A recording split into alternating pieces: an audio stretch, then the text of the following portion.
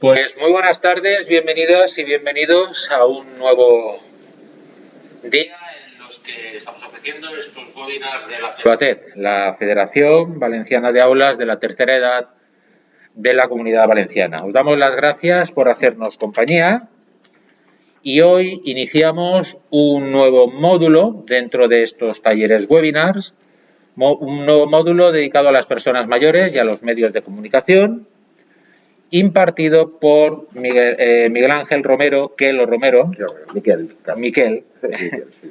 Buenas tardes. Hola, ¿qué tal? Miquel, por hacer una pequeña introducción, es licenciado en Comunicación Audiovisual por la Universidad de Valencia, Estudi General, y es máster en Nuevas Tendencias en la Comunicación por la Universidad Jaume I de Castellón. Esta tarde, como decía, iniciamos el ciclo de las personas mayores y los medios de comunicación y lo hacemos en esta primera sesión con un tema que enlaza directamente con el último webinar que estuvimos viendo el viernes pasado y que lleva por título Mujer y Periodismo.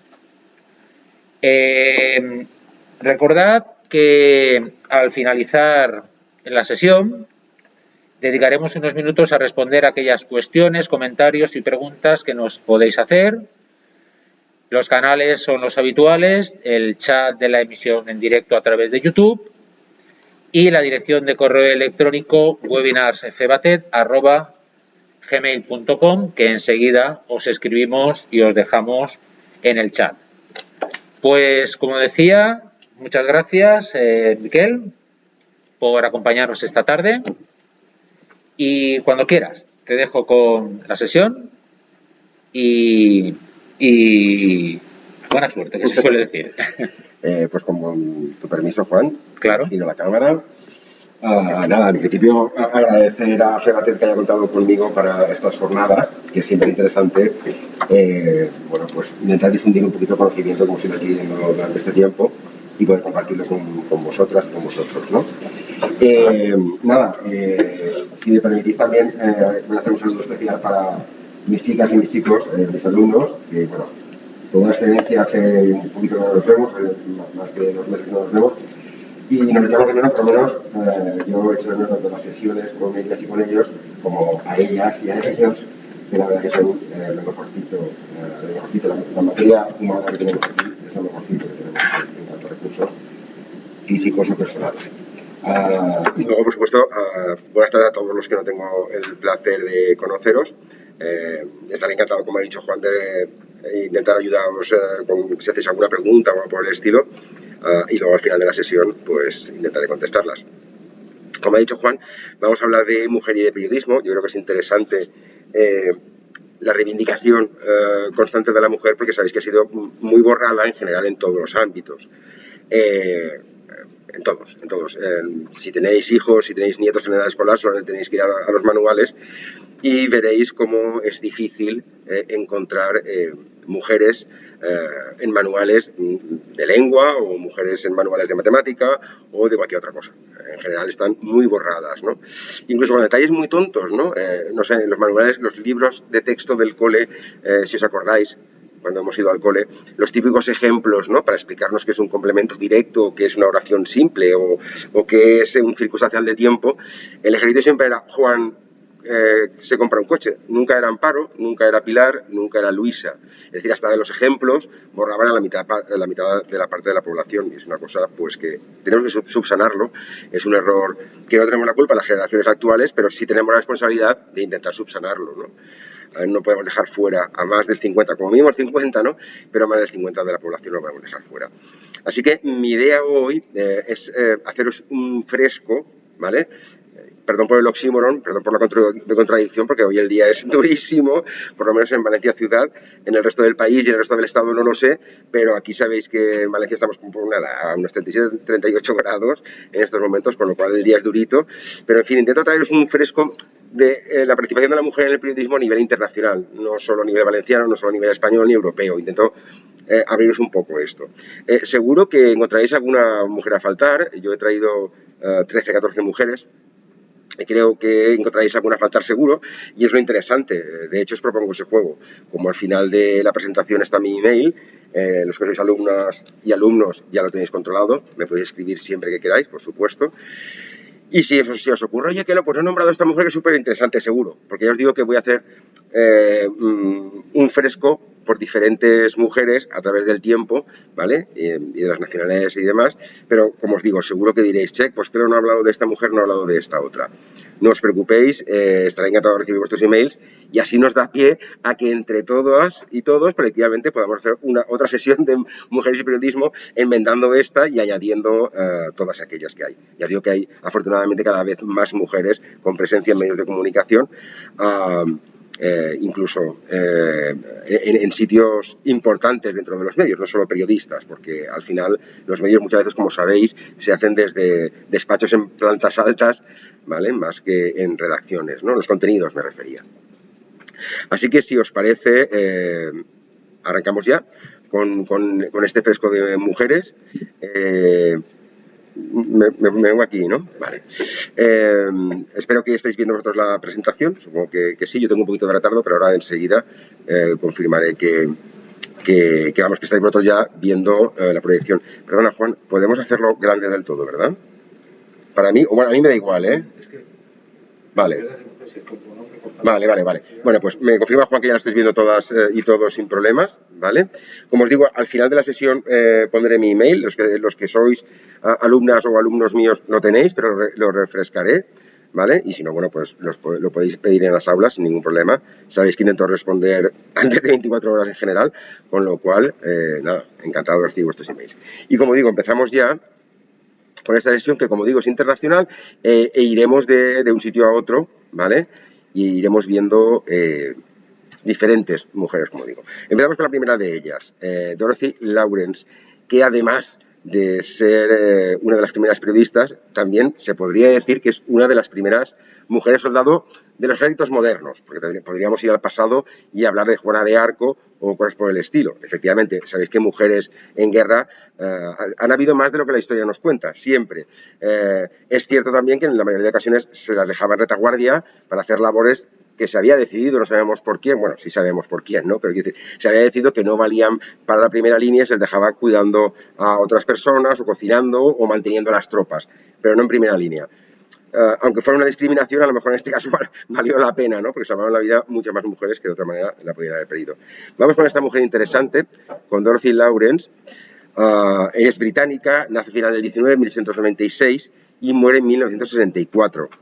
No tuvo una vida demasiado longeva, pero sí que le dio tiempo de hacer cosas interesantes. Empecé a trabajar en el periódico El Times, que las que venís y los que venís a mi clase sabéis que es uno de los periódicos más antiguos de Gran Bretaña. Y al estallar la Primera Guerra Mundial, bueno, pues esta mujer tenía, digamos, la pulsión de contar bien la guerra desde la línea de fuego, ¿no? Desde la trinchera. Y empieza a trabajar como reportera de guerra. Efectivamente, una vez en Francia, no la quería contratar nadie. Y allí, bueno, pues se hizo amiga de unos soldados ingleses que les prestan vestuario masculino, un uniforme de soldado británico, y durante 10 días, hasta que la pillaron, se convirtió en la soldado, en este caso el soldado Dennis Smith, disfrazada de hombre, ¿vale? Finalmente, bueno, pues como habéis visto en la fotografía que os he puesto, no pasaba demasiado por un hombre, ¿no? Así que fue descubierta, se entregó y, bueno, desgraciadamente no tuvo un final demasiado feliz porque fue internada en un sanatorio mental porque sufrió diferentes abusos y lo que querían era que no hablara de esos abusos y la manera que había de hacerlo era pues de acusarla de enfermedad mental para que todo aquello que pudiera decir se atribuyera a esa enfermedad mental y la pobre mujer, pues nada, acabó en este sanatorio mental. Pero en fin, fue, digamos, una de las primeras, ¿vale?, que durante la Primera Guerra Mundial se fue a una trinchera a contar lo que allí estaba pasando. Una mujer muy valiente y pagó caro, pues eso, su osadía de intentar desvelar lo que había padecido cuando era niña. Desgraciadamente vais a ver que la mayoría de historias no son historias demasiado agradables, no son historias, sí, en algunos casos de sí hitos importantes para la profesión, sí rasgos importantes para la mujer, pero como veremos con finales no demasiado agradables en general, ¿vale? Pero, en fin, desgraciadamente nada nuevo, esto sigue siendo así. Como digo, vamos adelante y atrás, vamos a unas geografías, vamos a otras. Esta seguro que os suena. Sandra Sabatés es una periodista que, si veis la tele, no sé si están ya de vacaciones, pero si la veis entre semana, de lunes a jueves, si no me equivoco, la podéis ver por la noche en un programa de La Sexta, ¿vale? ¿Y por qué la destacamos? Bueno, la destacamos porque, bueno, nacida en Cataluña, en Granollers, en 1979, licenciada en Comunicación Audiovisual, como yo mismo, y bueno, pues con un itinerario más o menos como la mayoría de gente que se licencia en comunicación. Empieza con teles o medios locales, en este caso l'Hospitalet TV o TV de Cataluña, y acabó en Televisión Española de Cataluña.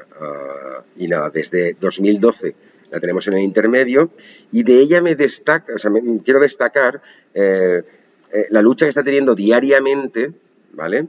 Con su sección Mujer tenías que ser, que supongo que a muchos os sonará, porque ha recibido diferentes premios, y la verdad es que la nómina de mujeres que han pasado por este espacio vale la pena. Yo no sé si de esto en el futuro La Sexta montará una pieza con todas las mujeres, porque valdría la pena, porque son todos testimonios muy interesantes.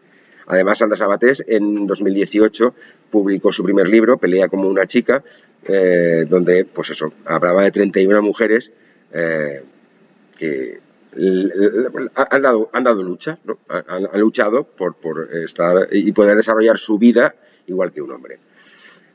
Ese mismo año, en el 18, como decimos aquí, recibió el premio Ondas, ¿vale?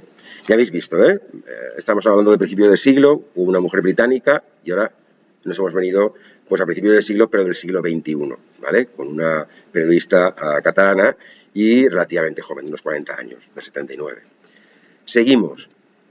Gerda Haro, perdón. Posiblemente también os suene esta. Estoy convencido que habréis visto muchas fotografías de esta mujer sin saber incluso qué es ella. Por poner un ejemplo, el famoso miliciano que con el tiempo hemos sabido que era de Alcoy, que se llamaba Brotons, que se ha caído de espaldas, esa foto tan icónica, tan mítica de la Guerra Civil Española. Esa foto la firma Frank Capra, ¿vale?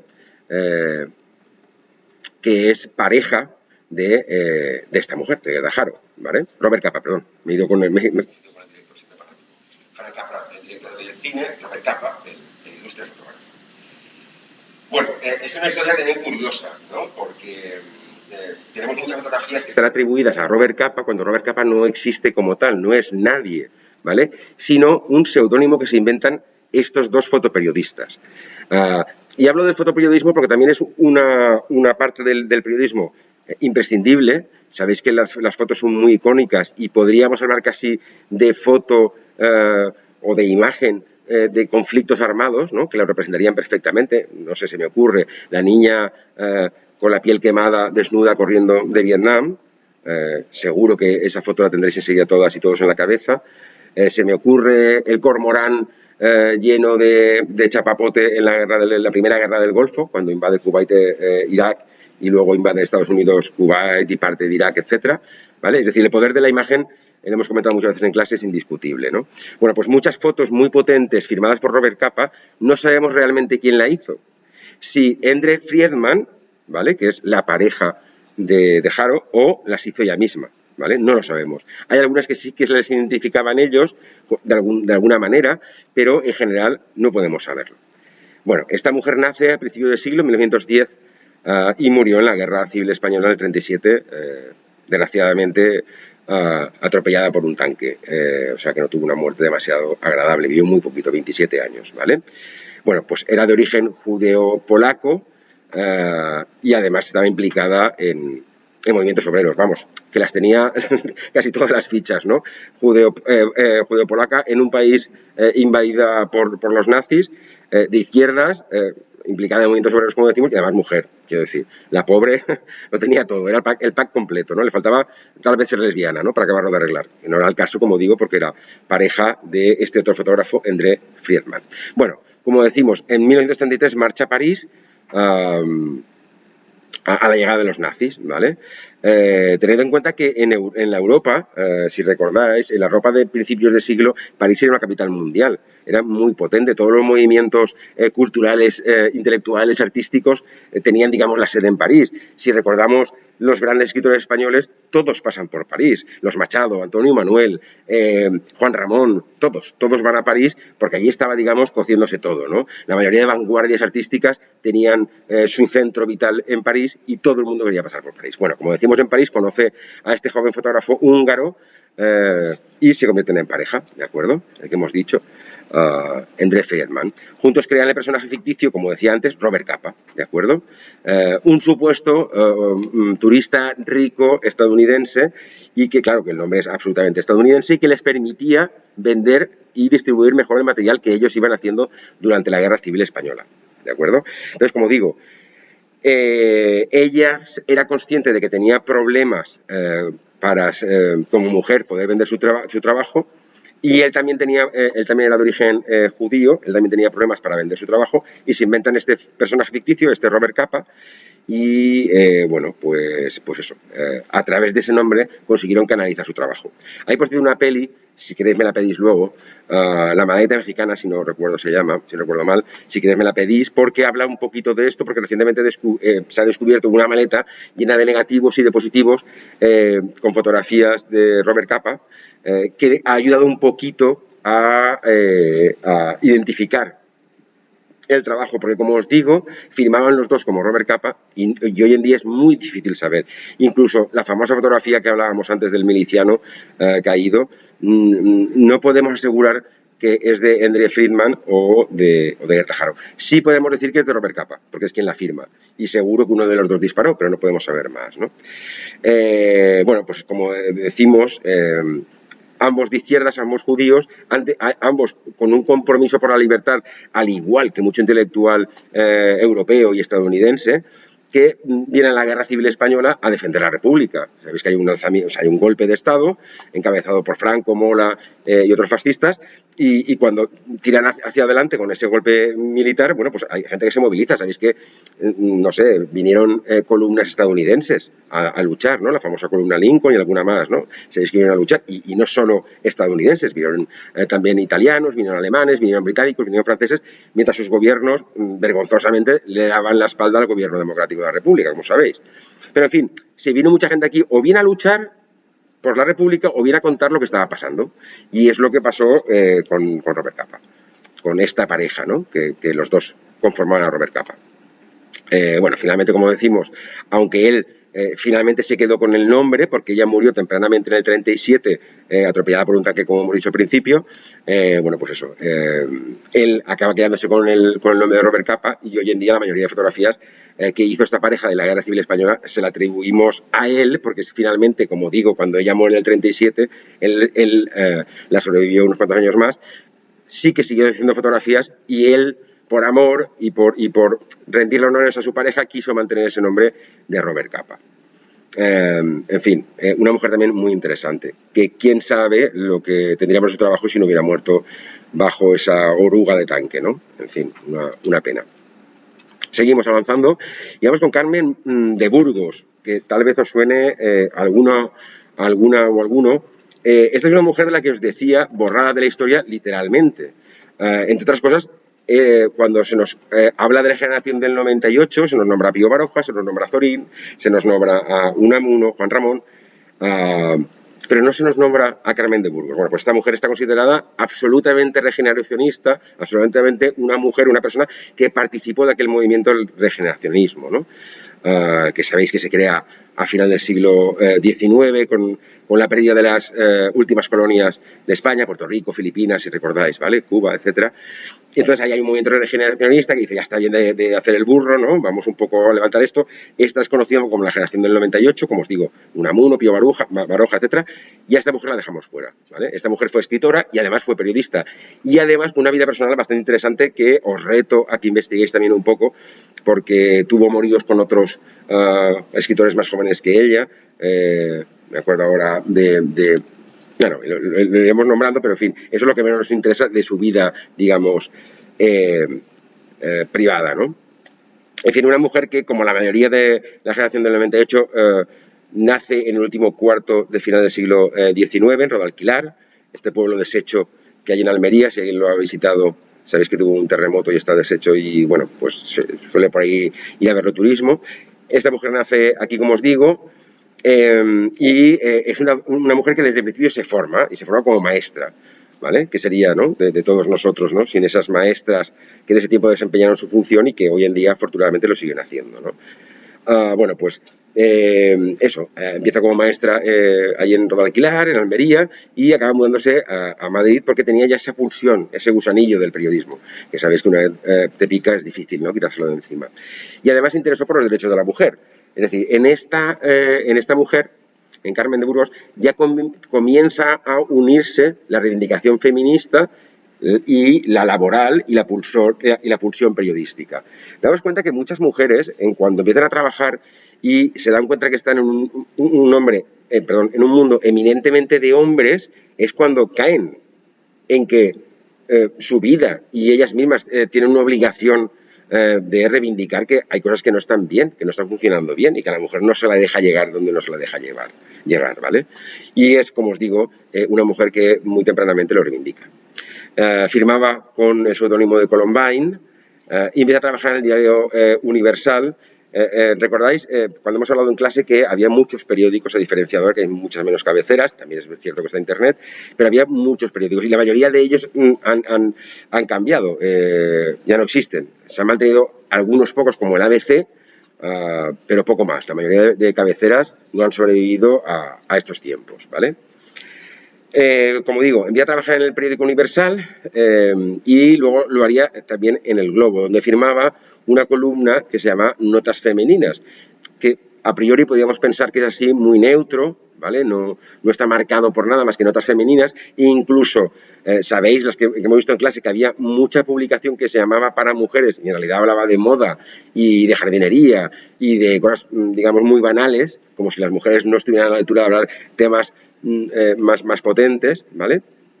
Y, bueno, pues como digo, ella aprovechó esta columna de notas femeninas para colar otros temas que podían tener más interés y que podían interesar más a las mujeres, que eran, digamos, más potentes, ¿no?, más allá de la moda que venía de París, ¿no? También trabajó como corresponsal en la Primera Guerra Mundial, ¿vale? Y eso se puede ver en sus trabajos, en sus novelas y tal. Y como decía antes, pues entre otros tuvo amoríos con Ramón Gómez de la Serna, un escritor que normalmente es difícil de catalogar, pero se le suele poner la generación del 14, ¿vale?, posterior al 98 y anterior a la generación del 27. Y como digo, bueno, tuvo una relación, digamos, un poco rara con este escritor, porque este escritor también tuvo una relación con la propia hija de Carmen. Ya os digo que esto es un poco más de telenovela, tirar de ese hilo si os interesa. Me interesa más Carmen como escritora, me interesa más Carmen como periodista, pero en fin, que tuvo relación con la intelectualidad de España de ese tiempo. Si alguien conoce un poco a Gómez de la Serna sabrá que era más joven que ella, aproximadamente 10 o 15 años, no recuerdo ahora, pero bueno, por eso a lo mejor él pudo tener relaciones con madre y con hija, a la vez. Y eso fue un escándalo porque ella estaba casada, sabéis que en ese tiempo no había divorcio, ella misma luchó por conseguir el divorcio y algunos derechos más para la mujer, pero vamos, como sabéis, tardó bastante España en aprobar el divorcio, ¿no? Bueno, llegó a ser en los años 20 presidenta de la Liga Internacional de Mujeres Ibéricas e Hispanoamericanas. Sabéis que en los años 20, a principios del siglo, se tenía más respeto incluso que ahora por el resto de culturas que hay en España. Entonces se hablaba siempre de mujeres ibéricas para que lo español no se entendiera muchas veces como sinónimo de castellano, como acaba pasando en muchos casos. Entonces, como os digo, esta liga, que era, podríamos decir, pan-hispanoamericana, es decir, esta liga internacional de mujeres, tenía ámbito en España, pero también en América, pues la llamaron así, mujeres ibéricas e hispanoamericanas. Una mujer muy interesante que os recomiendo también investigar un poquito, Carmen de Burgos. Seguimos con Mariluz Morales. También es una mujer nacida a final del siglo, está más longeva, aunque murió hace 40 años, bueno, pues no nos queda demasiado lejano, ¿no?, esas fechas según la edad que tengamos, pero en fin. Bueno, pues nacida en La Coruña, se cambia tempranamente a Barcelona y ahí empieza a escribir en pequeñas revistas. Por familia tenía conocimientos de idiomas, de inglés y francés, y también traduce de esas lenguas al castellano, como la primera versión de Peter Pan, ¿vale?, que se tradujo en castellano, es cosa de ella. Nada, empezó a trabajar en La Vanguardia, como crítica de cine. Y bueno, llegó incluso a hacerlo también que la Paramount, una de las majors, que hemos hablado algunas veces en clase, ¿no? Las 5 majors y las 3 minors, ¿no? Las grandes productoras del sistema de estudios de Hollywood, contó con ella como asesora, ¿vale? A la hora de tal vez alguna historia, cómo iba a entrar en el mercado español, etcétera, ¿de acuerdo? También hizo crítica teatral e incluso llegó a escribir alguna obra teatral. Al estallar la guerra civil, el director de La Vanguardia, sabéis que Cataluña había permanecido fiel a la República y los propietarios de La Vanguardia, al igual que el ABC, han sido tradicionalmente unas familias de la alta burguesía, en ambos casos. Bueno, pues al permanecer Cataluña fiel a la República y este hombre, la familia propietaria de La Vanguardia, no está de acuerdo, se fue al exilio y nada, se nombró directora por muy poco tiempo, pero se nombró durante un tiempo a Mariluz directora de La Vanguardia, convirtiéndose así la primera mujer directora de un periódico en España. Al acabar la guerra, los franquistas la encarcelaron durante casi 2 meses en un convento y ahí siguió escribiendo hasta 1980. Es cierto que las relaciones personales de esta mujer y que si bien sí que era partidaria de la República, no era una mujer de marcada ideología de izquierdas, le permitió estar unos años, digamos, fastidiada, pero como veis, bueno, hasta 1980 vivió y siguió trabajando como periodista.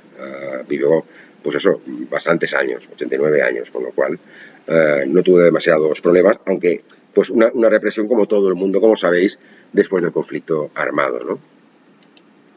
Seguimos con Verónica Guerín, que a lo mejor a alguien le suena de una peli, porque no hace mucho su historia fue llevada al cine. Estamos hablando de una mujer irlandesa, de una periodista irlandesa, ¿vale? Nace en Dublín y muere en Dublín. Y nada, sobre todo en los años 90, no sé si recordaréis el caso, porque fue una mujer que empezó a trabajar, a publicar información sobre el crimen organizado de Irlanda. Sabéis que Irlanda tuvo unos años muy duros, todavía no está en una situación fácil. Durante la pandemia han habido rebrotes, como sabéis, entre unionistas y partidarios de Irlanda del Norte, que forme parte de toda Irlanda, y aquellos que son de origen inglés y no permiten que eso pase, ¿no? Sabéis que esa tensión, sobre todo en los 80 y los 90, en los 70 también fue muy dura, y en ese tiempo se mezclaba por el medio muchas veces el crimen organizado. Era un actor más, digamos, para acabarlo de arreglar todo, ¿no? Claro, en una situación complicada, pues el crimen organizado se mueve mucho mejor, evidentemente. Esta mujer preocupada, sobre todo por drogas muy duras de aquella época, como era la heroína, sabéis que, bueno, en la propia Galicia también hubo un movimiento de mujeres en lucha contra el crimen organizado de venta y suministro de heroína, porque estaba llevándose por delante mucha juventud. Pues algo parecido pasó en Irlanda, y esta mujer, que es periodista, se moja y empieza a publicar, aunque con seudónimo, empieza a publicar informaciones sobre el crimen organizado. Como os digo, tuvo diferentes intentos de asesinato. En 1994 dispararon 2 tiros a su casa tras destapar la historia de uno de los jefes de la mafia irlandesa. En el 95 le dispararon en la pierna al abrirle la puerta, es decir, tuvo bastantes sustos, ¿vale? No se dio por vencida, siguió trabajando, siguió destapando numerosas relaciones del narcotráfico de las mafias. Y finalmente en el 96 tuvo 3 años seguidos, tuvo incidentes, y finalmente a la tercera, podríamos decir desgraciadamente que fue la vencida, porque fue asesinada por un hombre que la seguía mientras iba en coche. El crimen conmocionó a la sociedad británica, evidentemente, y como os digo, hay una peli de 2003 que la podéis buscar, de Joel Schumacher, ¿vale?, que cuenta la historia de esta mujer. Creo que está protagonizada por Cate Blanchett, no me hagáis demasiado caso, me confirma Juan que sí, o sea que sí. Es una peli que está bien, cuenta la historia de esta mujer, que, bueno, pues es una historia de valentía y de profesionalidad, las dos cosas, porque hay que ser profesional para poder buscar esa información, y luego tener la valentía de, una vez tener el bruto de la información, ser valiente de editarla, producirla y publicarla, que es ahí donde viene el susto, ¿no? Claro, Irlanda no es un país demasiado grande, y las mafias y el narcotráfico y demás saben muy bien cómo conseguir información de cada uno de nosotros, ¿no? Con dinero, compran y ya está. Entonces acabaron sabiendo quién había detrás del seudónimo de esta mujer, y bueno, pues dieron con ella y finalmente acabaron con ella. Es una historia que os recomiendo. La peli no está mal, de 2003, casi 20 años de peli, pero bueno, está bien. Seguimos. Este nombre supongo que sonará a algunas, porque fue muy potente en los 70 y los 80, Oriana Fallaci, ¿vale? no sé si os sonará, yo creo que sí, porque ya os digo que tuvo mucha presencia. Una mujer nacida en 1929 y fallecida relativamente hace poco, en 2006, ¿vale? Fijaos que con 10 añitos ya actuaba de correo en la resistencia antifascista italiana. Todos hemos visto un montón de veces al Duce, ¿vale? A Mussolini, pues eso, alegrándonos las tardes de verano con sus tonterías durante la previa a la Segunda Guerra Mundial y luego con el régimen dictatorial que instauró en Italia. Y bueno, había gente en Italia que eso lo hemos sabido mucho después, que al igual que la resistencia en Francia, pues estaba trabajando contra Mussolini, ¿no? Y eso, esta mujer, Oriana, ya con 10 añitos, pues hacía eso, ¿no? Llevar información entre la resistencia antifascista italiana. A los 20 ya escribía sus primeras obras y además era autora de novela, de ensayo y de crónicas de todo tipo, culturales, artísticas, etc. Cubrió diferentes conflictos bélicos, se interesó finalmente por las entrevistas y entrevistó a personajes muy famosos como Bob Kennedy, ¿no? El hermano de Robert Kennedy, vamos, el hermano de John Fitzgerald, del presidente de Estados Unidos asesinado. Esta entrevista le dio fama de insolente, pero insolente porque una mujer se atrevía a preguntarle determinadas cosas. Yo creo que algunas de vosotras, algunos os acordaréis de ella. Tenía esa fama, ¿no?, de insolente, pero insolente porque hacía un trabajo, sencillamente, ¿vale? Tal vez a un hombre no se le decía, uy, qué insolente, no, se decía, uy, qué profesional. Ahí muchas veces vemos la diferencia, ¿no? En los 60 se instala en Nueva York, donde trabaja exclusivamente como periodista, siendo cada vez más y más conocida. Se preocupó también por el Islam, digamos que es una de las mujeres que lo vio venir, no el peligro del Islam, que el Islam es tan peligroso como, a priori como cualquier otra religión, tan peligroso o tan poco peligroso, ¿vale? Sino ella detectó muy tempranamente que se estaba radicalizando una parte del Islam y que iba a ser un problema. Bueno, murió por una causa lamentable, que se ha llevado desgraciadamente a muchas mujeres, como es un cáncer de mama, pero por lo menos en vida pudo saborear ese reconocimiento y que se apreciara su trabajo, ¿no?, como periodista, ¿no? Sobre todo, ya os digo, como entrevistadora, yo creo que os sonará. Y también un icono, ¿no? Yo creo, un icono del periodismo español femenino, como es Maruja Torres, ¿vale? Tengo ahí una foto de una de las últimas entrevistas que dio en 2017, si no recuerdo mal, en el programa de Andreu Buenafuente, Leitmotiv. Ella, como sabéis, es catalana, pero es de familia andaluza. Luego es de estas personas catalanas muy mezclada, étnica, culturalmente, y que hace una defensa muy astuta de eso. Es decir, no va en contra de la cultura catalana ni nada por el estilo, pero también dice, bueno, pues que tiene que haber una convivencia, ¿no?, entre las diferentes culturas que hay en Cataluña. Bueno, Maruja Torres es nacida en el 43, tal vez sea de la quinta de algunos de vosotros, como mínimo se me ocurren algunas de vosotras que son de la quinta, con lo cual esta tenéis muy controlada. La conocemos en su vertiente de periodista, pero también de escritora. Recordad que era muy amiga de los hermanos Moix, tanto de Terenci como de Ana María. Y ambos eran también novelistas y además de los buenos, ¿no? Bueno, pues ella tiene un planeta, que en clase hemos puesto también en su sitio al planeta en algunas ocasiones cuando hemos dicho que es un premio más publicitario y demás que literario, pero también tiene un Nadal que no es tanto como el planeta, pero bueno, también estaría por ahí, ¿no? Tened en cuenta que es un nombre, el de Maruja Torres, que vende, y es lo que decíamos alguna vez en clase de estos premios da igual quién firme el planeta. Lo normal en Navidades es, ¿y tú qué vas a regalar? Pues yo un planeta. Y todo el mundo sabemos que lo que vas a regalar es el ganador del planeta de ese año, ¿no? En fin. Bueno, la conocemos como periodista, sobre todo con un colmillo muy afilado, Maruja Torres, ¿no? Sin ningún tipo de, como dicen, ¿no?, en ocasiones, no hacía prisioneros, ¿no? En sus crónicas, si tenía que denunciar determinadas cosas, lo hacía. Y eso siempre es incómodo, siempre molestaba, ¿no? Siempre molesta, porque afortunadamente sigue escribiendo. La recordaremos, yo recuerdo de pequeño lo que le pasó en Panamá. Sabemos que ella ha hecho mucho reporterismo de guerra, ha estado en el Líbano, en Panamá, en Israel, creo que algún conflicto más, también algún conflicto más de América. En Panamá, yo creo que yo era muy pequeño, pero igual las vi después, pero se me quedaron muy impregnadas las imágenes en que vemos a su cámara cómo directamente enfoca a la persona, a un militar, a un soldado que le está apuntando a él, y vemos un fogonazo y luego vemos como la cámara cae al suelo, ¿no? Este es el compañero que estaba junto a Maruja Torres. Ella se quedó muy tocada, pero afortunadamente pudo salir adelante. Es lo que diríamos en periodismo una mujer hecha a sí misma. Eso se suele decir de los hombres empresarios, ¿no? De estos hombres que sin apenas estudios, con 10, 12 años, inician una actividad económica y luego se montan 30.000 tiendas Zara, ¿no? Ya sabéis por dónde voy, o unos supermercados donde te dicen que compráis, ¿no? Mujer. Bueno, pues quiero decir, ella sería una mujer hecha a sí misma en tanto que se inicia con 21 años como periodista y no es que tuviera formación académica de periodismo, es que no tenía de ningún tipo, no tenía ni graduado escolar por no tener, lo cual quiere decir que el esfuerzo fue mucho mayor el que tuvo que hacer esta mujer, porque sin ningún tipo de titulación, siendo mujer y en los años 60, pues seguro que sabréis perfectamente, no hará falta que os lo cuente yo, sabéis que seguro que no tuvo que ser fácil para ella el camino, ¿no? Sin formación, sin apoyos, de familia humilde, charnega, como dicen en Cataluña, a estas familias híbridas, ¿no? Que son a lo mejor muchos de ellos de primera generación nacidos en Cataluña, pero con ascendencia andaluza, murciana, castellana, da igual, ¿no? En cualquier caso, ¿no? No lo tuvo fácil y aún así, bueno, pues ha trabajado en muchísimas cabeceras, os sonará muchísimo en fotogramas sobre todo, hacía mucha crítica cinematográfica, como su amigo Terence Simois, muy enamorada del cine. La hemos leído en otros medios, ¿no? En el Papus, aquella revista, creo que de los 70, de satírica, ¿no? Tipo El Jueves y demás.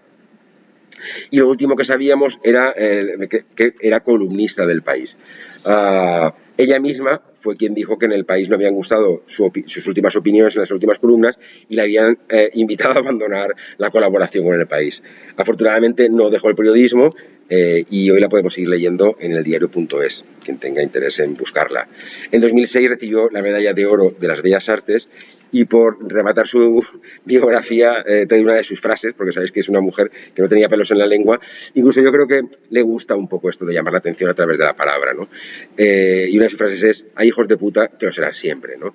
Pues eso, yo creo que también la afirmaría, ¿no? Estamos hasta las narices, ¿no?, de ese tipo de personas. Seguimos con Sofía Casanova, disculpad. Queda un poquito de agua y continuamos.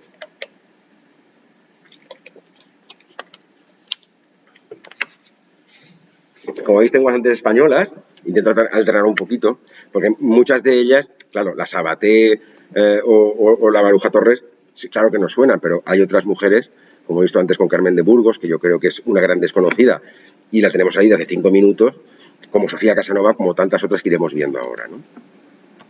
Bueno, esta es nacida en un pueblo de Galicia, en Almeiras, y acabaría muriendo en Polonia en el 58, veremos.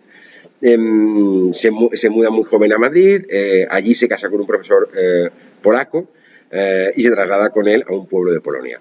Desde allí escribía tanto a medios que editaban en gallego o que tenían colaboraciones en gallego o en castellano. Él acaba de escribir en las dos lenguas, ¿no? Como otras mujeres que hemos visto en clase, alguna vez hemos comentado, ¿no? La Pardo Bazán, que estamos de aniversario, ¿no?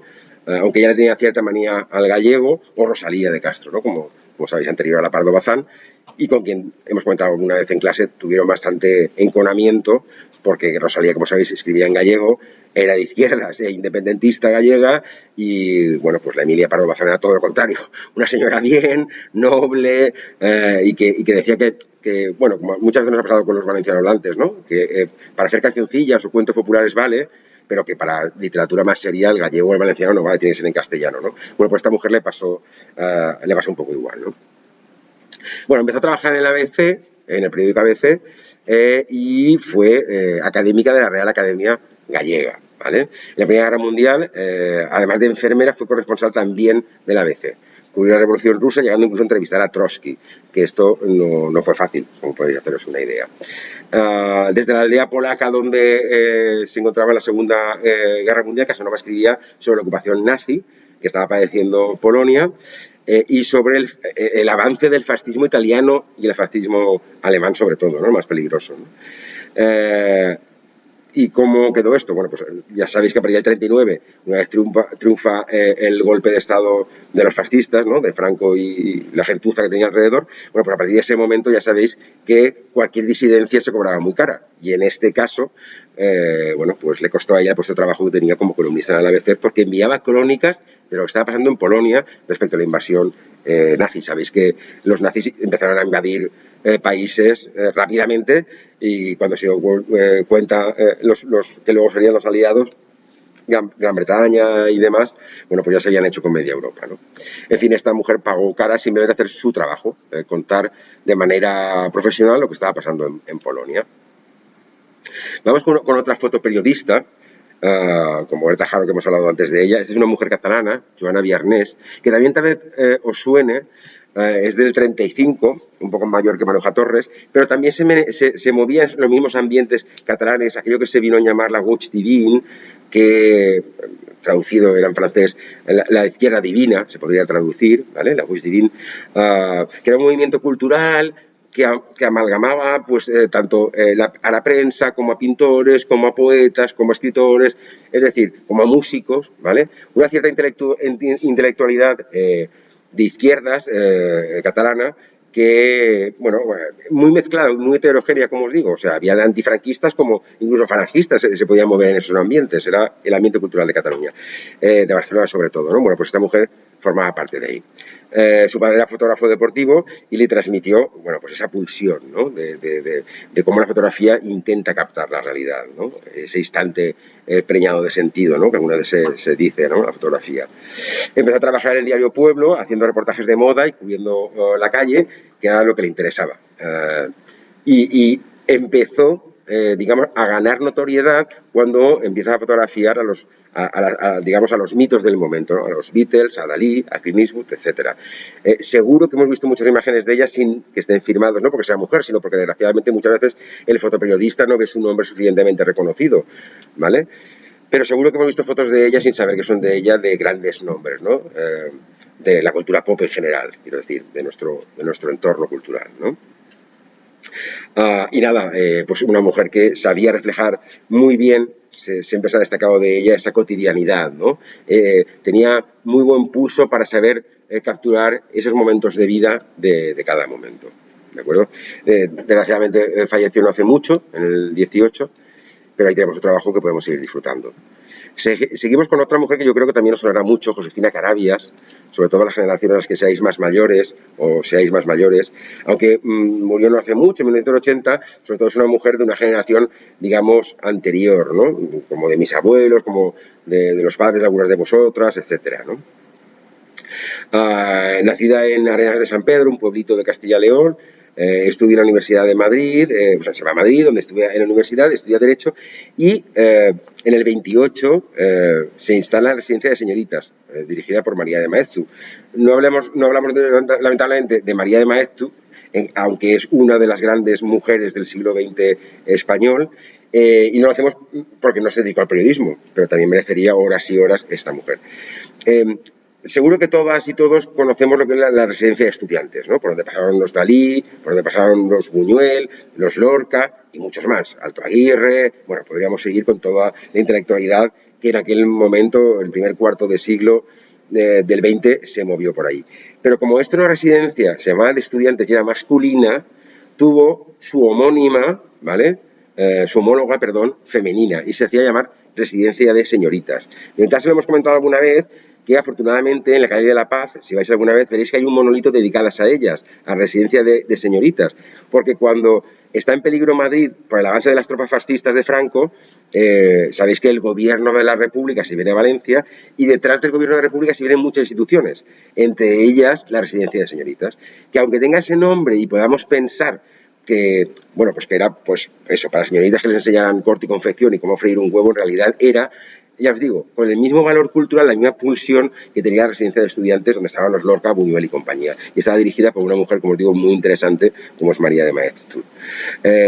Bueno, se asocia al Ateneo. El Ateneo sabéis que eran, bueno, siguen existiendo en Valencia, tenemos el Ateneo, ¿no? También en la plaza de ayuntamiento y en muchas ciudades. Y en aquel tiempo era un modelo alternativo, digamos, al casino. El Ateneo era más popular y donde se intentaba, más que hacer, digamos, sociedad, se intentaba hacer cultura desde los Ateneos, en muchos casos, ¿no? Y nada, empezó a trabajar en diferentes medios y sobre todo trabajó en la SER, ¿vale? En la cadena SER, en radio. Como tantos intelectuales, se exilió al final de la contienda bélica en el 39 y cuando vuelve a España tuvo que trabajar con seudónimo, evidentemente, con su nombre no podía hacerlo, y firmaba sus trabajos como Carmen Moreno. Hizo crónicas futbolísticas, era muy aficionada al fútbol, escribió teatro y novela, y además de medios internacionales, que de hecho había trabajado también en Estados Unidos, ¿no? Estuvo en París, formando parte de la delegación del diario madrileño Ya, un diario también muy importante hace unos años y que fue perdiendo fuerza y finalmente desapareció, y acabó finalizada en Prensa Política. Como digo, Carabias, yo creo, me suena mucho, ¿verdad? Yo no la recuerdo a esta mujer, pero me suena mucho a haber oído hablar de ella. Yo creo que las generaciones anteriores a la mía, supongo que sí que os sonará a esta mujer. Concepción Arenal, otra de las mujeres interesantísimas que digamos que la historia contada por los hombres en muchas ocasiones a todos nos la roban, porque al final es una mujer que nos roban a todos, porque su aportación es tan importante como puede ser la de un hombre, sí lo es. Y en este caso, en el caso de Concepción Arenal, lo es, porque fue digamos, precursora en muchos temas y, pues para que os hagáis una idea, ni Victoria Kent ni Clara Campoamor, las famosas diputadas que lucharon por la igualdad, ¿no? Hoy en clases, en los coles, se sigue diciendo en ocasiones, a finales del siglo XIX se consigue en España el sufragio universal. Y esto, como hemos dicho muchas veces en clase, es falso. Era universal para la mitad de la población, es decir, todos los hombres podían votar, pero las mujeres no podían votar, ¿no? Por esto es por lo que trabajaban Clara Campoamor y la Kent, Victoria Kent. Y digamos que el antecedente a estas mujeres es el trabajo de Concepción Arenal, también una tía muy valiente. Nacida en Galicia a principios del 19, en 1820, y muere también en Galicia en una edad para aquel tiempo bastante longeva, muere con 73 años. Se traslada a Madrid, donde estudia Derecho, Sociología, Historia, Filosofía e Idiomas. O sea, una tía muy culta, Concepción Arenal. Y se hizo famosa porque tuvo que acudir a clases disfrazada de hombre, otra más, como comentábamos con la primera corresponsal, ¿os acordáis? Bueno, pues a Concepción Arenal le pasaba lo mismo, tenía que ir a la universidad vestida de hombre. ¿Acordaos esa anécdota que os he contado en alguna ocasión por lo del año de Pardo Bazán, que cuando la Universidad Autónoma de Madrid le da una cátedra, le da una clase, el claustro de profesores protestan porque vaya a haber una mujer profesora y los alumnos se niegan a ir y nunca pudo dar clase Pardo Bazán porque los alumnos no querían ir a esa clase impartida por una mujer. Es decir, pues así estábamos, ¿no? En fin, como decimos, Concepción Arenal se traslada a Madrid y allí recibe clases en diferentes facultades disfrazada de hombre. Eso es lo que tenía ser mujer y tener pulsión cultural. Empezó a escribir artículos en diferentes medios, escribe también novelas y escribe también teatro. Y también tiene un interés, digamos que iniciático en España, no lo había, por ver las condiciones en las que se vivía en la cárcel, una cosa que hacen hoy en día organizaciones como Amnistía Internacional, entre otras, o Cruz Roja, o incluso religiosas, ¿no? Hay órdenes religiosas que se preocupan de ver cómo viven la población reclusa. Bueno, pues esta mujer ya tuvo esa pulsión, ya tuvo ese interés por ver en qué condiciones y cuando no se ajustaban a la mínima dignidad, pues protestar, ¿no? Llegó a crear un periódico, se llamaba La Voz de la Caridad, en el que puso de manifiesto sus críticas en 1870 al sistema judicial español, que como os digo, pues tenía graves problemas. Como hemos dicho, pionera en periodismo, pero también en la lucha de los derechos de las mujeres, en el movimiento obrero, en la crítica al sistema penitenciario y además de ser novelista y dramaturga. Y aquí no he apuntado también, que alguna vez creo que hemos comentado en clase, que también fue una trabajadora en contra del esclavismo. Quiero decir, recordaremos, a ella le pilla lejana, pero la famosa Constitución La Pepa, que muchas veces se nos pone como una maravilla y como la primera Constitución española liberal, lo hemos comentado alguna vez en clase, por ejemplo, prolongaba la existencia de la esclavitud. Y quiero decir que eso todavía estaba muy presente en la mitad del siglo XIX, todavía había un debate social sobre la esclavitud. Y Concepción Arenal, junto con otras mujeres, pues ya luchaban en contra de esa salvajada, ¿no? Seguimos con otra que yo creo que también os sonará mucho, Mari Carmen Izquierdo, una pionera del deporte, del periodismo deportivo. Un mundo que parecía hecho solamente para hombres. He puesto una foto de cuando ella triunfa, de cuando ella se da a conocer, con una dicción y una voz muy característica. Yo también la recuerdo muy de pequeño a esta mujer en pantalla, porque aunque hay imágenes recientes y digamos de hace unos años de ella, creo que esta es mucho más icónica, ¿no? Es más potente porque yo creo que es como todas y todos lo hemos visto habitualmente, ¿no? Mari Carmen Izquierdo. ¿Por qué decimos que es precursora? Porque, como decimos, hacía periodismo deportivo y además fútbol dentro del periodismo deportivo. Nace en Lerma, en Castilla y León, en el 50, y ahí me han bailado los números. Eso está mal de 1893, es 1993 cuando fallece. Ahí me han fallado los números. No me hagáis caso con la fecha de defunción. Si alguien tiene interés, que me escriba y se la confirmo, porque tampoco es 1993, murió más mayor, no solamente con 43 años. En fin, ahí he tomado mal nota. Como decimos, es pionera en el periodismo deportivo en Televisión Española. Empezó a trabajar en el AS en 1970 y empieza a trabajar luego en Radio Televisión Española en 1971, y debía hacerlo muy bien porque todavía no tenía estudios. Se licencia más tarde en periodismo, en 1975 consigue la licenciatura, el título de periodista, 1975 como digo, y en el 76 ya con todos sus derechos es redactora de Radio Televisión Española, ¿vale? Trabajaba sobre todo en Estudio Estadio, otra vez la recordáis, ya os digo que yo era pequeño, pero me suena mucho oírla por casa, no recordar qué se oía de ella, pero sí me suena el nombre, ¿no? Supongo que a otras personas sí que os sonará mucho más esta mujer. Entre el 79 y el 83 dirigió el telediario deportivo de Radio Televisión Española, lo cual fue una pequeña gran revolución dentro del medio público, y cubrió los Juegos Olímpicos de Moscú de 1980 y el Mundial de Fútbol de 1982, el de España, que se jugó en España en 1982. Llegó a ser presidenta de la Asociación Española de la Prensa Deportiva, lo cual también fue una cosa importante, y cuando fallece era la encargada del planado, como sabéis, el plan este de deportistas de élite y deportistas olímpicos que tienen un programa especial del Estado para, pues entre competición y competición, que esa gente pueda tener un sostén de vida y pueda seguir mejorando y bueno, ejerciendo su profesión, ¿no? Y vamos a acabar con una valenciana de adopción, desgraciadamente por ella. Ahí he puesto dos fotos. Es una historia curiosa que alguna vez le he comentado también. A mí es una mujer que me atrae muchísimo. Aquí la vemos de jovencita, ¿vale? Ahí tendría unos 20 y tantos años, con una boinita. Y aquí la vemos ya mucho más mayor, ¿vale? La he puesto porque tal vez la podríais haber visto por Valencia, porque esta mujer vivió en Valencia, ¿vale? No pone el nombre, se me ha escapado. Es Lucía Sánchez Saornil.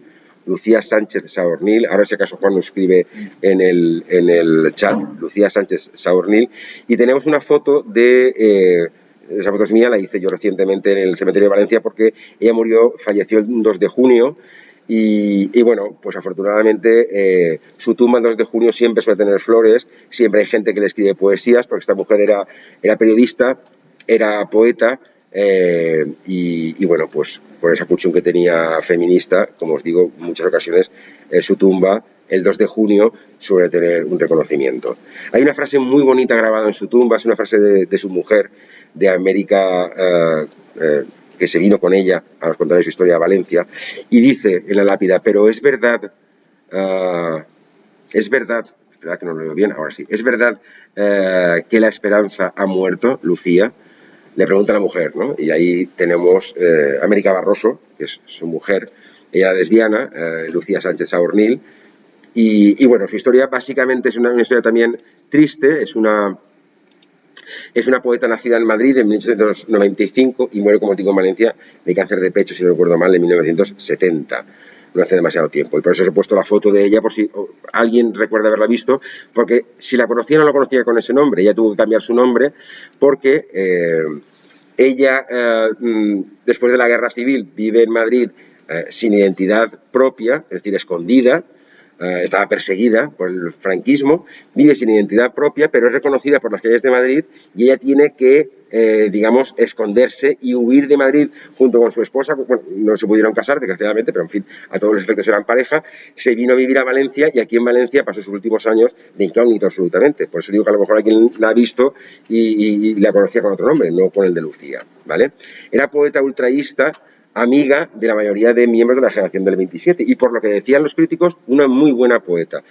Cuando digo poeta ultraísta, el ultraísmo es una de las múltiples vanguardias que hubo en las poesías de final del 19 y principios del 20, ¿vale? Entonces era un tipo de poesía. Ella apostó por esta poesía y en 1913, con 18 añitos, ya publica su primer libro. ¿vale?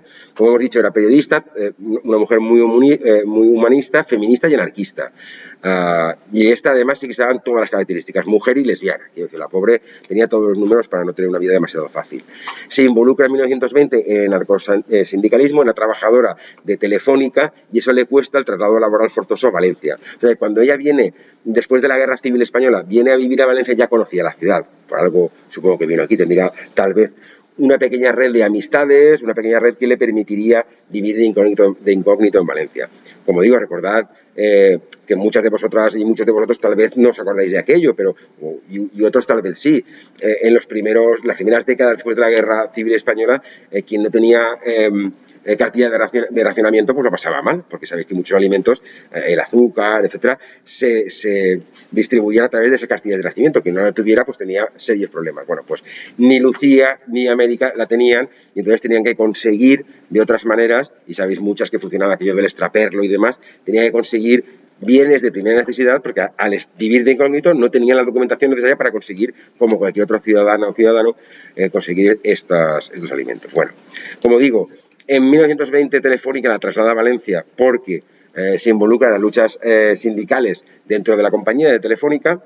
Cuando digamos que hay mucho ambiente político en Madrid en los años previos a la guerra, en 1933, primero el golpe y después a la guerra, en 1933 se vuelve a Madrid y ahí se hace cargo de la redacción periodística de la CNT, del sindicato.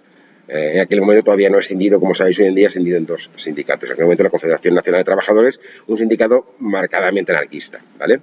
En 1936 Fund Libres, una organización anarquista solo femenina, donde reivindicaban tanto la lucha obrera como, evidentemente, los derechos de la mujer. Durante la Guerra Civil se dedica a la poesía y al periodismo y, al igual que hacía Miguel Hernández, que el día se lo pasaba en la trinchera, por la noche escribía versos, ya a la mañana siguiente les declamaba a las tropas muchos de estos poemas para, digamos, fortalecer el ánimo, ¿no?, ante el avance enemigo. Pues Lucía hacía algo por el estilo. En Madrid, sabéis que el frente de Madrid no lo tenía demasiado lejos, iba al frente un poco, pues eso, a levantar el ánimo de las tropas ante los avances enemigos, ¿no? Al final de la contienda, como hemos dicho antes, escapa de Francia, iba a parar a un campo de refugiados, perdón, escapa de España y acaba en un campo de refugiados de Francia, ¿no? Como sabéis, como tantos otros. Ella tuvo más suerte que otros, como Machado, que también hemos contado en alguna ocasión, que hizo lo mismo que ella, intentar salir, bueno, primero cuando Madrid tenía problemas se vino a Valencia, de Valencia pasa a Barcelona Machado y de Barcelona pasa a la frontera y en Colliure, un pueblo de Occitania, muere. Y bueno, Lucía tuvo más suerte porque sí que estuvo en un campo de refugiados como, ya os digo, Machado, pero tantos otros, el otro valenciano Maxau, como tantos, ¿no? Muchos de los españoles que salieron por la frontera francesa acabaron en unas condiciones lamentables, en campos de refugiados que muchos de testimonios de esta gente dicen que era algo peor que un campo de refugiados, era algo bastante peor, ¿no?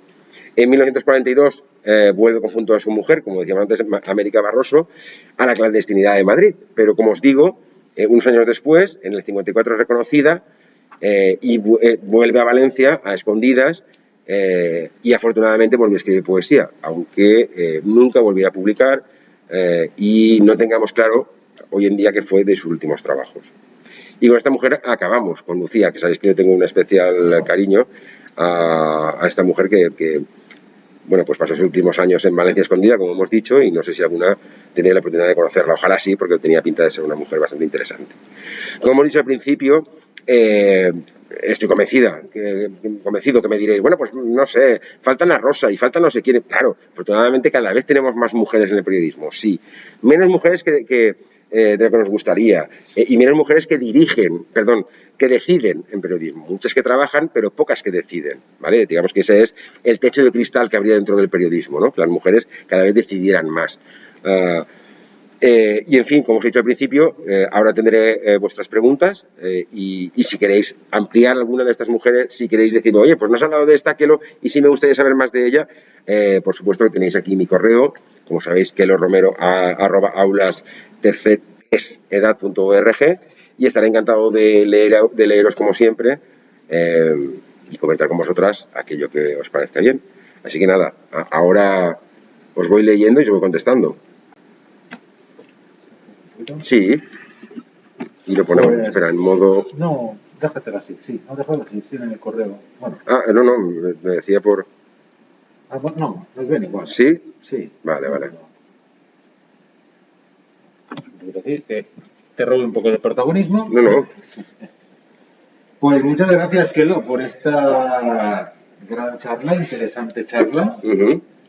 Y como digo siempre que estamos tratando las sesiones también de perspectiva de género, necesaria charla. Es una lástima, como bien has comentado al principio, que en el instituto, en las escuelas, y como ejemplo, pues que más allá de Emilia Pardo Bazán, de Clara Campoamor y Rosalía Castro, ya está. No nos hablamos mucho más. Sí.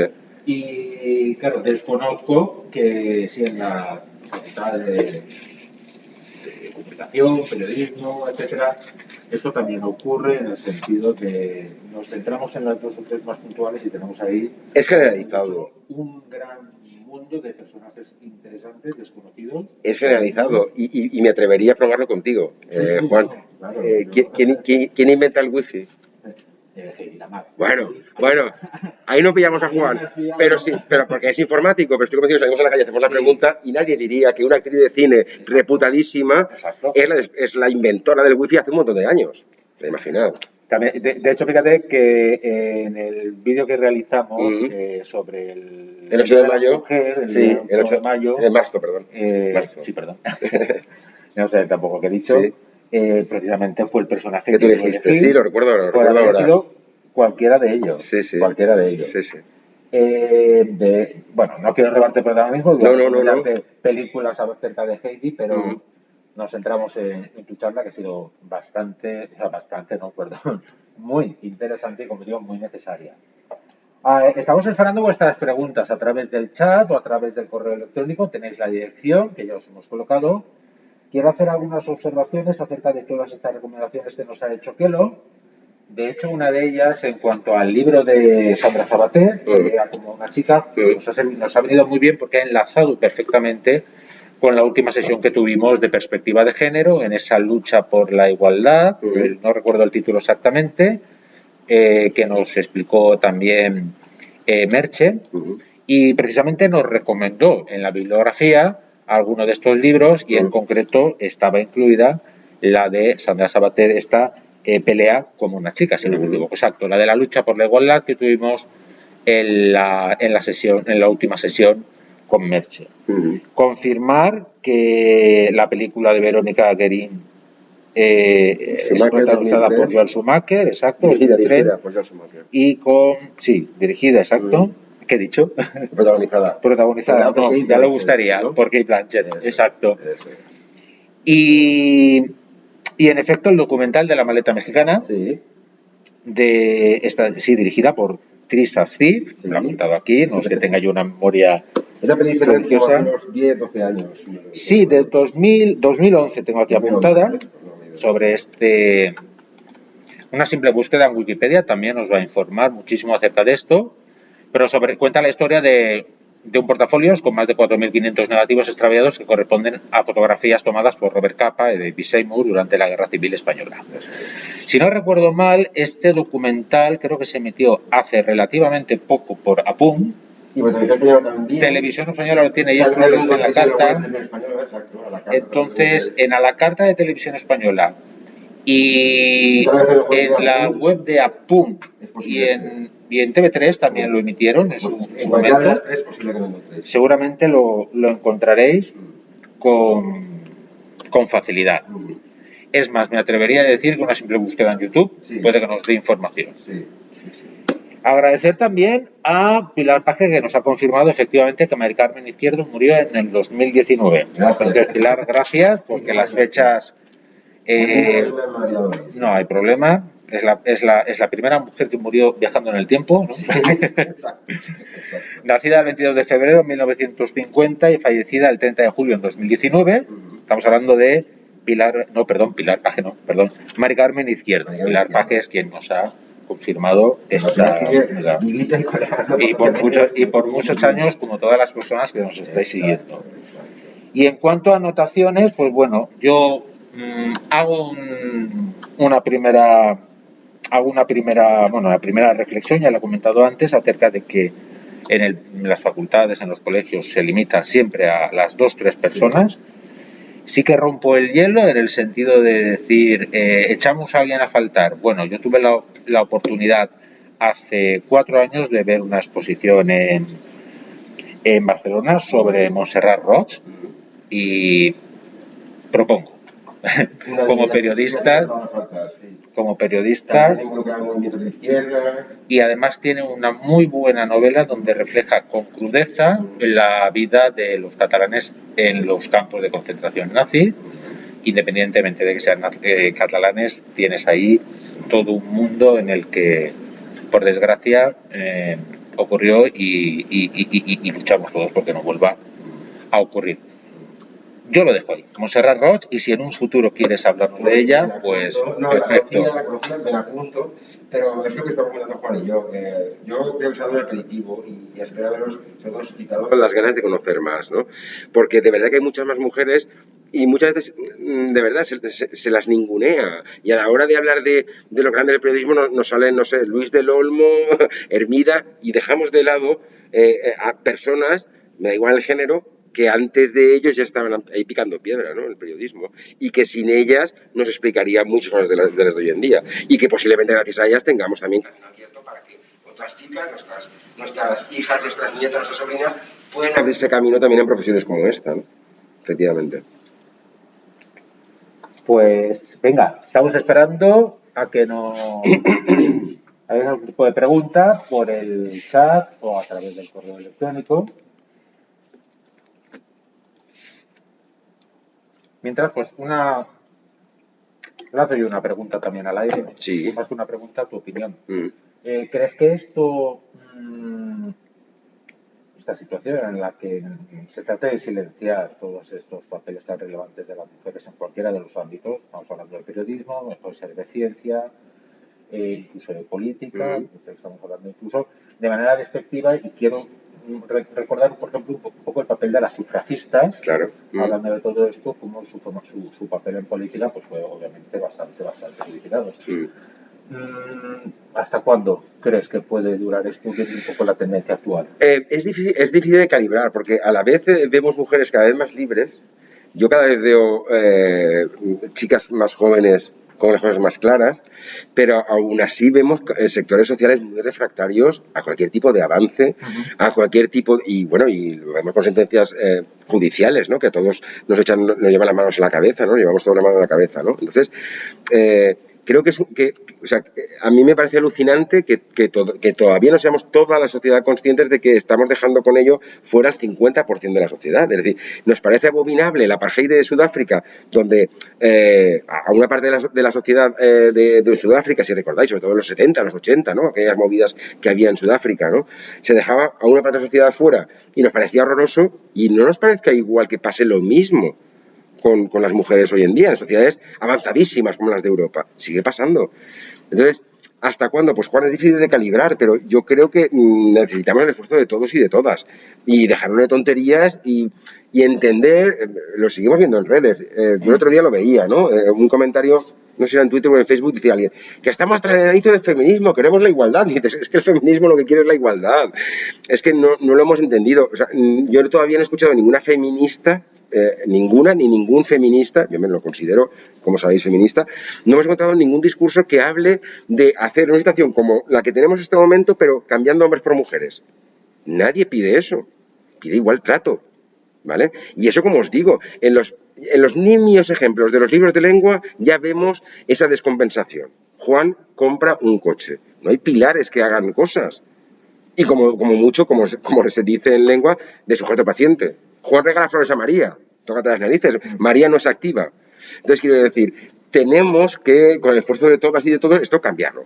En el tema de la lengua, por ejemplo, evidentemente hablamos lenguas, eso lo hemos comentado en clase, hablamos lenguas latinas, y las lenguas latinas, el género no marcado es el genérico, o sea, es el que vale para masculino y para femenino. Bueno, pues si resulta que eso no nos gusta, pues tenemos que cambiarlo y punto, y no pasa nada. Y ahora encontrar fórmulas diferentes, porque resulta que esa manera de hacerlo, que es, digamos, la manera de evolución propia de la lengua, Si no está bien, no está bien. Y ya está. Si hay una parte de la sociedad que le molesta, jolín, porque tenemos que ser tan cabezones.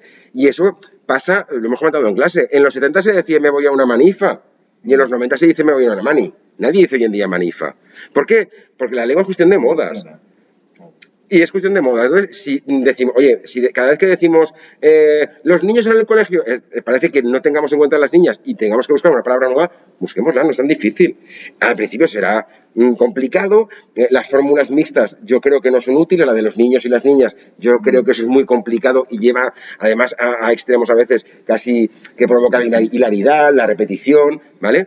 Y si hay que optar por una nueva forma, pues se opta por una nueva forma. La cuestión es que todos nos sintamos cómodos. No podemos llevar un traje como es la lengua que nos tire de la sisa y que estemos incómodos. Hay una parte de la población que no se encuentra cómoda con cómo está la lengua. No podemos decirle, es que esto es así, según la evolución de la lengua latina. Bueno, pues cambiémoslo si es así. O sea, las cosas que no funcionan hay que cambiarlas. Yo creo que es evidente. La evolución en todos los aspectos siempre está bien vista. Claro, claro. Y si no, tiramos del euskera o del inglés, que no tiene género. Y ya está, y ya está. No, el inglés está mejor. Esto, por ejemplo, está solventando de una manera brutal. Ya tiene un tercer género. O sea, sabéis que tiene he y her, y luego tiene it, que es neutro, pero ahora tienen otro pronombre más. ¿Para qué? Para no ofender. Bueno, pues miremos a las lenguas de nuestro entorno, ¿no? Que lo hacen. Nos comenta Ángel. Soy Ángel, hablamos de Rosalía de Castro. ¿Quieres dar algunas pinceladas un poco? Sí, claro. Rosalía de Castro, como sabéis, es una escritora romántica. Se dice que es posromántica. Posiblemente los críticos literarios la sitúan en el posromanticismo junto con Becker. ¿Vale? Porque estaban más emparentados, tanto Rosalía de Castro como Becker, estaban más emparentados con ese realismo, ese romanticismo de Poe, por ejemplo, del gran Allan Poe, de Baudelaire, en Francia, ¿no? Quiere decir, es un romanticismo más tardío, cuando ya están casi conectando y apareciendo las vanguardias como el ultraísmo del cual hablábamos antes, ¿no? Faltan unos años para el ultraísmo, pero casi están conectados. En el caso de Rosalía de Castro, como sabéis, es una persona que ya nace, entre comillas, mal, porque nace de madre soltera y, por lo que se dice, hija de un cura. O sea, ya la pobre chica empieza mal. Pero su madre sí es muy culta y además tiene una obsesión porque su hija también tenga una buena cultura y se preocupa muchísimo de ello. Es una persona, Rosalía de Castro, muy leída, con un gran conocimiento musical y que tiene la desgracia de casarse, como dice una amiga mía, con un señoro, no con un señor, con un señoro, ¿vale? Que acabó siendo director él del archivo de Simancas. Y yo, como venganza, como veis, he olvidado el nombre de su señoro porque no se merece y lo recordamos como tal, más que el señoro de Rosalía de Castro. Bueno, como digo, Rosalía de Castro tiene dos primeros poemarios, tiene alguna novela que yo no he podido leer, pero dicen que es buenísima. Creo recordar que es algo así como El caballero de las calzas largas o calzas verdes o por el estilo, a lo mejor me echará una mano, pero creo que es algo así, El caballero... ¿Las calzas? ¿Cómo? No sé, pon El caballero Rosalía y algo así nos aparecerá. Yo creo que sí. Rosalía de Castro. Sí, Rosalía. Es El caballero, no sé, una novela que dicen que es muy interesante. Botas azules, ya decía que me sonaba algo así. El caballero de las botas azules es una novela que publica después de sus dos primeros poemarios, como sabéis, los publica en gallego. Y además ella se identifica con... como sabéis, el romanticismo acaba evolucionando, y lo hemos comentado también en clase, acaba evolucionando en aquellas culturas que no tienen un Estado detrás, como es el caso de la valenciana, de la gallega, de la catalana, acaba evolucionando ese romanticismo en el Renacimiento, que se llamó Resurdimiento en Galicia y Renaixença, tanto en Valencia como en Cataluña. ¿Vale? Bueno, pues en el caso de Galicia, Rosalía se implica muchísimo con el Resurdimiento, escribe en gallego y además apuesta por la independencia de Galicia respecto del Estado. Está hablando del siglo XIX, pero esa pulsión al final del XIX ya existía en determinadas naciones del Estado, ¿no? De la península. Ella era de clase humilde, con su marido se van a vivir a Madrid. Y las críticas que recibe son buenísimas, sobre todo de esta novela y de sus primeros poemarios. Follas Novas, Hojas Nuevas en castellano, reciben muy buenas críticas. Pero en Galicia en esos momentos había una discusión parecida a la que tuvimos los valencianos en los años 70 y en los 80 respecto del gallego. sabéis que es un caso muy parecido la relación entre el valenciano y el catalán y la relación entre el gallego y el portugués, ¿no? Son dos lenguas, el gallego y el portugués, como lo podrían ser el valenciano y el catalán, o son la misma lengua como podrían ser el valenciano y el catalán, el gallego y el portugués, ¿vale? Es algo parecido. Entonces ella tuvo una cierta respuesta y sobre todo un desdén de las clases más potentes que representaba gente como Emilia Pardo Bazán. Que Emilia Pardo Bazán se suele nombrar como un ejemplo de feminismo, pero un feminismo diferente al suyo. El de Rosalía es un feminismo transversal, lucha por la mujer. Emilia es un feminismo más clasista, podríamos decir, ¿vale? Es decir, ella quería ser directora del ABC. No quería que las mujeres fueran periodistas, sino quería que las mujeres pudieran ser directoras de medios de comunicación. Claro, eso estaba al alcance de uno o de ninguna, de Emilia Pardo Bazán y de 4 o 5 más. Pero Rosalía sí que apuesta por determinadas cosas de muy marcada izquierda y sobre todo independentistas. Aún así en Galicia tiene cierta respuesta a su uso del gallego y entonces ella se enfada muchísimo, deja de utilizar el gallego y empieza a escribir el resto de su obra ya todo en castellano. Además hay declaraciones que os invito a leer. El día de las letras gallegas es el día, si no recuerdo mal, del nacimiento de Rosalía y ella lo que hace es decir que nunca volverá a escribir en gallego, aunque era...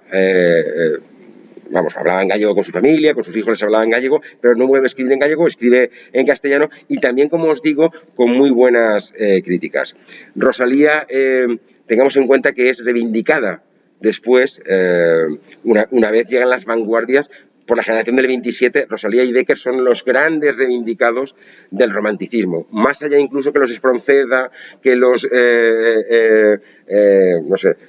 Duque de Rivas y demás escritores propiamente románticos, ¿no? Los prorrománticos Bécquer y Rosalía son los grandes reivindicados por toda la generación del 27, por los Cernuda, por los Salinas, por los Lorca, etcétera. No sé si a Ángel habrá valido esto, si no, que me escriba, que me lo diga, le digo más cositas. Sí, yo creo que es suficiente para ser una pincelada. Ha sido otro personaje más dentro de esta exposición. Así que, Miguel, se te ha quedado más trabajo, porque si ya nos comentabas que nos habéis dejado mucho trabajo, porque ahora vamos a usar el internet en la vida de todas estas mujeres ninguneadas, pues, como dice el refrán, no queréis caldo, pero dos azas. Una observación que hace Chelo, a mí me preocupa el intento de retroceso en los derechos y libertades de las mujeres que se asumen por partidos de derecha y extrema derecha y que hacen mella en la sociedad. Bueno, poco creo que es el sentimiento compartido. Es buena que la tengamos, Chelo, y además no debemos bajar la guardia, porque, quiero decir, hay sectores muy movilistas y que no van a permitir que seamos todos más felices y todos iguales. O sea, eso está clarísimo. Ahora nos comenta Sergio, que podemos asegurar, Ana, que tenemos que nos estamos poniendo constantemente. Bueno, pues si no tenemos más preguntas o más comentarios, yo creo que lo podríamos dejar por hoy. Ha sido, como dice Pilar Sáez, muy interesante. Gracias, ya tengo más para leer. Pues efectivamente, cualquier pregunta, cualquier comentario, cualquier inquietud que tengáis, más allá de la dirección de correo que os ha mostrado Miguel, recordad que tenéis la que os hemos estado escribiendo, webinarsfebated@gmail.com, y que además tendréis toda la información acerca de las próximas sesiones de los webinars en la página febated.org, como os acabamos de poner ahora mismo en el chat.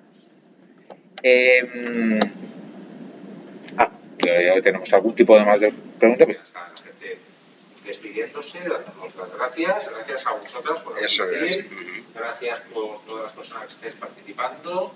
En nombre de todas las aulas de la Federación Valenciana de Aulas de Tercera Edad, os damos las gracias por seguir con nosotros en estas sesiones webinar. Y la próxima sesión de este tema, de este módulo, sería el lunes 12 de julio a las 5 de la tarde. Y es la primera parte de Miquel nos lo describirá mejor, que lo hemos titulado La historia de Valencia contada por un digital. Eso es. Parte 1. Amenazamos con volver. En concreto, y si no me equivoco, y nos lo va a confirmar Miquel, estamos hablando de una visión periodística de la historia de Valencia recreada como publicaciones de los medios digitales. Esa es la idea. Esa es la idea. Contar un poquito a golpe de titular, ¿vale? La historia valenciana, teniendo en cuenta además Valenciana en sentido estricto, porque como sabéis, estas jornadas organizan estas actividades Cebatet, que es una federación de toda Valencia, por lo tanto, afortunadamente, sabemos que estáis ahí gente de diferentes poblaciones valencianas, que estamos encantados de que sea así, y la haremos, pues es una historia de Valencia muy en sentido amplio y como si estuviéramos leyendo un digital, eso que hacemos por la mañana, ¿no? De ponernos a ver la mayoría de medios tradicionales o los nuevos medios ya nativos digitales, pues de esa manera más rápida y tal, intentaremos contaros un poquito de la historia de Valencia a golpe, como digo, de titular. Os esperamos el día 12, por lo que ahí me toca. Sí. No lo podría explicar mejor. Os esperamos, que tiene muy buena pinta y yo no me lo voy a perder. Recordamos también que el próximo webinar que vamos a tener este viernes 9 de julio a las 5 de la tarde corresponde a la tercera sesión del módulo dedicado al concepto de hecho social, una explicación sociológica de la pandemia, en la que Eduardo Vicent nos hablará de qué ocurre cuando nos ocurre lo mismo a la vez a toda la sociedad. Será la tercera sesión de este webinar dedicado a la explicación sociológica de la pandemia y en este caso será el viernes 9 de julio a las 7 de la tarde. Pues no nos queda más que agradecer a todas las personas que nos habéis seguido y por supuesto a Kelo por su gran inicio en este ciclo de webinars. Ha sido una magnífica charla. Pues si no tienes que decir nada más. Muchas gracias. Os emplazo el día 12, que nos veamos allí, pero por supuesto también al día 9 con trabajo, que también parece muy interesante, a priori. En fin, que es un placer estar de nuevo con muchas de vosotras y vosotros, aunque sea telemáticamente. Espero en breve estar de nuevo juntos y juntas. Y que muchísimas gracias por vuestra atención y nos vemos en breve. Hasta luego, buenas tardes. Buenas tardes.